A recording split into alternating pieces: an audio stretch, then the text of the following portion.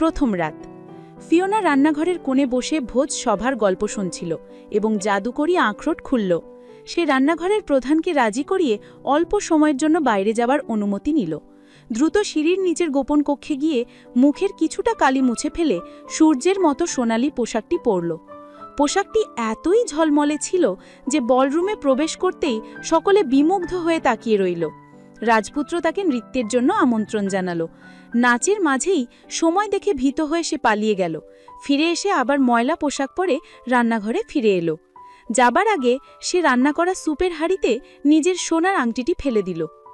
পরদিন রাজপুত্র স্যুপে আংটি খুঁজে পেলে তাকে জিজ্ঞেস করল, কিন্তু ফিওনা আংটির মালিকানা অস্বীকার করে দিল। দ্বিতীয় রাত সবকিছু একই রকম ঘটল। এবার সে চাঁদের আলোয় ঝলমলে রূপালী পোশাক পরল। রাজপুত্র তাকে চিনতে পারল, আবার তার সঙ্গে নাচল। কিন্তু সময় দেখে মার্সেলা আবার পালালো এবং স্যুপে নিজের সোনার হার ফেলে দিল।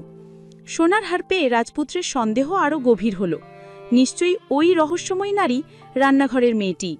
তৃতীয় রাত মার্সেলা তারা ভাড়া গাঢ় নীল পোশাক পরল। রাজপুত্র নৃত্যের সময় অত্যন্ত বুদ্ধিমত্তার সাথে সে নিজের রূপালী আংটিটি রাজকন্যার আঙুলে গুঁজে দিল। পালানোর আগে স্যুপে নিজের সোনার চুড়িগুলোও রেখে গেল।